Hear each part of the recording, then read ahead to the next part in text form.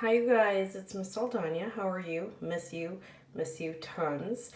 This is my lovely experimentation of videos. We'll see how it goes, but I'm gonna do the best I can. So you do the best you can to follow along. I'm gonna try really hard to make this no more than 10 minutes, but I failed my other classes because I'm a chatter. So there you go. Anyway, all right. So the first thing that you're looking at is the 5-paragraph outline. I'm gonna kind of zoom through it a little bit. And this is going to be the last page on that packet that I gave you. If you didn't get the packet, I put the packet on Google Classroom. And if you don't get the packet, message me or message one another and try to find a way to get this packet for me. But I can get it to you. We just need to figure out a magical way to do it. So it's your job to figure out a way to reach out to me because I've tried multiple ways. Okay. Anyway, this packets are everything, and so I'm going to flip it forward so you can be like, oh yeah, we got this. Okay, so it's the back of this main packet.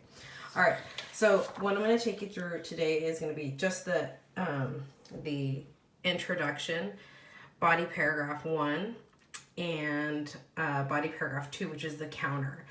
I'm not going to go over body paragraph 3, because that's, just once you know how to do body paragraph 1, you're probably going to be able to be fine and do body paragraph 3.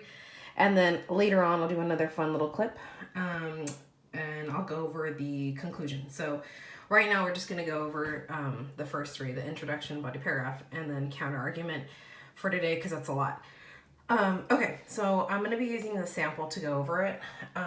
You should have received the sample. If you didn't, I'm going to put that online as well. So don't stress, it'll all be there. Okay, and once again, if you don't have it, you need to reach out to me through Remind or through another person in the class. And I know you guys have shared info with each other in terms of like, what do you call it? Group chat. So you should be fine in terms of getting info. Okay, so with that being said, I'm going to transition.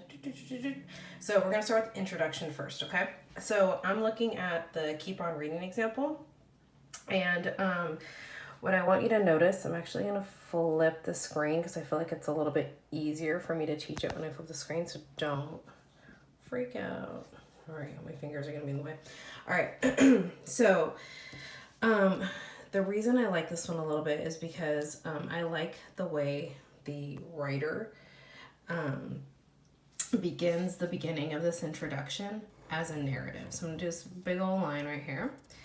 And they start a narrative, like a story, right? And we started our whole year doing narrative stories, talking about personal examples. So they give us like and mind you, this whole example has nothing to do with your prompt, and I did that on purpose. So if you're angry about that, don't be. It's a challenge because I don't want you to copy a perfect sample. I want you to see another example of argument writing, and I need you to apply that to the prompt that I gave you, okay? So don't get frustrated. It's a challenge. All right. So anyway, back to the introduction. So this person just started off like on the first day of school, the students walk in, right? So it's kind of like that running movie image in my head, right? / image. Okay. And I like that because there's a lot of like description in there. And you guys know these are all techniques we've been talking about. And you're like, whoa, these techniques, they apply in argument too? Yeah, they do, because this narrative is getting me to understand the thesis that I'm bringing in. Okay, so look at me all in green on St. Patrick's Day. All right, so I'm going to highlight the thesis right here. And in this example, the thesis is really small. So if you're like, oh, they just wrote one line. No, that's wrong. For you, I'm requiring a little bit more. So I'm going to transition back into here. So remember, I gave you this sheet, and you're going to use this frame to set up your thesis, okay? And so in your thesis, I'm expecting 2 reasons, all right? And your first reason is going to be using personal experience. You're going to like that. And then the second one, you're going to use sources. And then the sources are, of course, the ones that we've been working with, right? We have a ton of sources, okay? So that's what you're going to use for your reasons to defend your argument.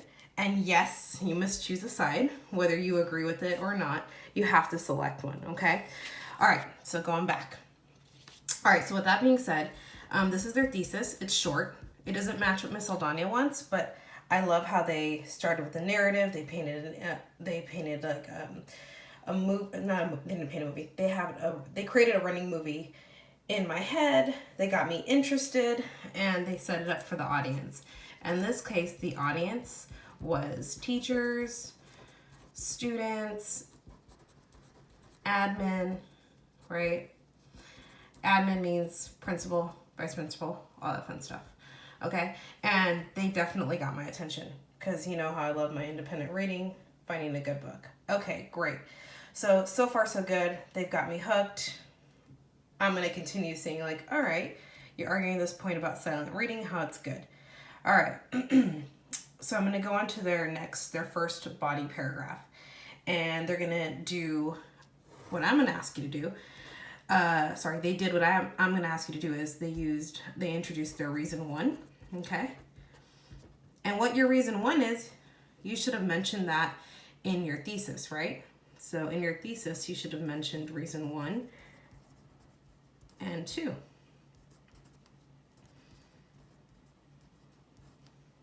Okay? And so that's why it shouldn't be a shock that the next body paragraph is dun, dun, dun, reason 1. All right, so you're coming in with the reason 1. I think you're going to like it because you're going to be, not only are you using, I left that little note for you, accurate and credible evidence, but you're going to be using personal. And sorry if I'm having issues here. It's just because I'm writing and filming at the same time. You're going to be using personal experience, right? And my recommendation for this, because you can easily go into fallacies using like a personal experience. And here they go into like envision Anne, very narrative like again. The time she spends at home every day. So they're using like a personal experience situation here. Sorry, I was talking, I wasn't even pointing. So back to, they're using like, they're setting up Envision Anne, a very narrative experience. And they're talking about something that they experienced. And that's fine, but be very careful because when that happens, you can go into fallacies. So my suggestion is you might want to pull maybe, we're in the midst of coronavirus, so that's why I'm filming, right? My recommendation is maybe you use real life situations, fears. So I'm talking about our prompt here, right? Maybe something you witnessed, maybe at school, I don't know. But I feel like this one is a good one to connect to what's going on, right? Are we personally responsible to help others in times of distress? Or, oh my gosh, I can't write that because I can't hold the phone. Isn't this funny? Okay. I did it well for the other video. Oh, okay. Got it. Okay, it looks pretty ugly, but I got it. Okay, so this one's a really good one. Like I'm suggesting you can bring in something like Corona or, maybe something that you witnessed these past couple of days of how people have come in. That can be your personal experience, but be very careful to avoid fallacies. Don't say something like, everyone is sitting down and doing nothing. Not true, right? That's that bandwagon approach. Or basically, so we need to avoid all that stuff. So let's make sure that we're credible and we're accurate with whatever we present here. And this one is nice. It doesn't require any of your sources, okay? So you're just kind of coming up with something that you've experienced. You're the boss. You're the expert for this first body paragraph. All right? Okay, so now we got that. So that's the first body paragraph. That's a nice one. You don't have to pull in a source. Okay, but the next body paragraph has to do with the counter argument, and this is where I'm going to wrap it up because I'm already at 9 minutes. See? I couldn't even make it at 10. All right, so your counter argument. So far, you've led me in with your narrative. You're telling me your thesis. And now you're going into your body paragraph. So far, I'm seeing your side of the story. But of course, in order to be credible, you've got to mention the other side, right? Otherwise, it's like, okay, but have you considered other sides? So this next paragraph, okay, don't panic on this one. Sorry, I don't know how to do that. Don't panic on this next paragraph. It doesn't match our teak structure perfectly, but it has a lot of the teak elements. Okay, I don't mean to confuse you with that. So once again, it doesn't match the teak structure perfectly, but it has a lot of the teak elements. So I still want you to use this as a guide, as a tool, but I want you to follow what I've asked you to do here, right? I asked you to do TEA, EA, and I did ask the same thing for the first. So you're still following the TEA, EAC, right? All of that, you're following. That does not go away. But when you're like, I need an example of how to write a good T, or I want to see how they did their examples, how they integrated quotes, how they paraphrased, you're going to be looking at this model for that. Also, I like the size of the paragraphs. I would say their introduction in this one is really good. So I'm going to shut up about that, but you get my point. You're using this as a guide, but you're not copying exactly word for word how they do it. Okay? And that's going to be the challenge for you, right? Apply the structure that I gave you, look at another sample, and then make it work for you. And you're going to just do the best you can. All right? Okay, so let's see what they did really well, because there's a couple of things I really liked. Okay, so they started off with a really strong counterclaim up here. Just want to highlight that. I liked it. Okay, and then I'm going to kind of cheat midway through. I'm going to highlight here. They kind of, in the middle, they came up with another counterclaim, meaning counter argument. When I say counterclaim, counter argument, same thing. Okay, so I'm going to write counter up here. Counter argument. I'm going to put claim. So counter argument, counter claim, same thing. Okay. So I like that they did that. But what I also liked in here too. So, oh, by the way, so those would technically be considered in our words would be a T, right? And then they have another T here. Okay. And what I liked is that when you're going to come up, when you're going to come up with two counterclaims, I like that the both that they brought up were really nicely connected. So I'm going to write right here, I like the connection between both claims. So do these two claims support what they're arguing? No, but like that's the point of the counterclaim paragraph. It's so that you acknowledge like, yeah, I know what the other side's arguing. I gotcha. And then of course in the next paragraph you're gonna say, but I'm right. Okay, so let's stay focused. So let's stay on the counterclaim. So they brought in two counterclaims and they were nicely connected. Okay, also another thing that I liked is in here, they paraphrased. So the evidence, in our words, remember E, evidence, they didn't bring in a quote, but they paraphrased. So the evidence here, and I thought that was really well done. Because a lot of us think like, oh, I just paraphrased, so I don't need to cite. That's not true. They said James McNair, and then they even gave a page number down here, right? And that's acknowledging that they got it from someone else and that they got it from a source. So like, if it would be like the Leonard Pitts article, you'd be like Pitts, and then you'd put a page number on it. So I think the Pitts article was like 2 pages. So if you got it from page 2, you do the same thing too. But you'd mention Pitts up here and then put a page number. I'm going to do another quick little tutorial on citation.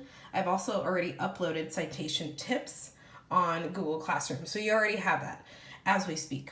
Okay? Okay, so then I like that they did the evidence in a paraphrase form, and you must cite, meaning you must put a page number. Must cite for this. Follow citation rules. So don't be like, oh yeah, I gotta put a page number. Well, no, go back in and make sure that you're following the citation rules. Follow citation, rules. Okay. And if in doubt, you can look at this example, and like I said, I want you to go onto Google Classroom and make sure that you're following the citation rules correctly. Okay? All right. And so after this, of course, they went in, they explained it a little bit more, and they gave us a little bit of analysis. So that was good. And they gave me about 2 to 3 sentences. You're probably going to end up doing the same thing too, only because I'm expecting you to do, my expectation is that you do TEA, EAC. So that's for us. That's us, right? So you're probably going to do, I would say, for your analysis, same thing about that, because your paragraphs are going to look maybe a slightly bit beefier than this, but if you're looking at, oh, what does it look like, it's going to be like that. Okay. All right. What other thing? Yeah, they brought in more evidence here, and then in our terms, that's E, right? And then they ended with the conclusion. I did like how they did their conclusion. I thought it was pretty good. Oh my God, now I'm at 15 minutes. All right, I'm gonna wrap it up. The reason why I liked their conclusion is because their conclusion transitioned to reason. So I'm going to put C up here so you know that's conclusion. To reason 2. Okay? So they did the same thing. They put their T, they put their E, and then they wrapped up their thought, and they used their conclusion in this situation to transition to reason 2. Okay? And then reason 2, it's the next body paragraph, and you're going to be following the TEA, EAC. Did they do that perfectly? No, they didn't, and that's okay. That's fine. That's not a big deal. But you're going to try your best to, like, I do like overall how they organized it. What I didn't like, and I noticed throughout this essay, and, you know, this person had a timed writing. They did use a lot of contractions. So don't be like, oh, they used contractions in this sample, I can do that too. Absolutely not. Okay. But overall, it's a nice example to look at, and I'm not in front of you to guide you. But if you're looking at my notes, I'm kind of zooming in more on my notes. If you're looking at, like, what does paraphrasing mean? If you're looking at, like, citation weight, what does that mean? This is just a great little sample to look at for some support. And if you're looking at, how do I start off with how do I transition to my next reason? There you go, you have it. It's a transition. And of course, this third body paragraph, also known as reason 2, you're going to come back in and you're going to argue your position again. So I'm going to put argue your position. And then this is an extra body paragraph. So remember, I told you you're only doing 5 body paragraphs, so don't stress about this next one. And then on the last page, but I'm going to do the tutorial later, is the conclusion. And we're going to go over that later, okay? So for right now, I would say that, I'm going to put my hand right there. That's the length of your beginning. You're going to have your intro, your counter, your intro, I lie. Okay. You're going to have your intro, your first body paragraph with reason 1 having to do with personal experience, so you don't have to deal with any additional sources. And then you're going to move into the counter paragraph where you're going to bring in opposing arguments. So think about the debate, right? You definitely had to do that. Okay. And then you're going to move on to your third body paragraph, which is once again arguing your position again. So this paragraph is reminding the reader again, like, hey, this is why you should believe what I say. And then after this paragraph, you're going to move into your conclusion, because you guys are only doing 5 paragraphs. Okay? Once again, you're only doing 5 paragraphs. All right, guys, you're going to do the best you can, all right? You can also message me if you have any other questions or concerns. You can send me some samples, because if you want me to kind of look and see what you have, I can definitely give you feedback, and then I can even post some examples of what other people are doing so that it can kind of guide you and let you know, hey, am I going in the right direction or not? Okay, I know this is a really long tutorial, but this is pretty much everything that I'm expecting you to do in a nutshell. I'll be back later for conclusion. Love you, miss you, miss you, miss you. What am I trying to do? Oh, it'll come to me later. All right, so I'm gonna wrap it up at a clean 19 minutes and 34 seconds. All right, talk to you guys later. Bye-bye.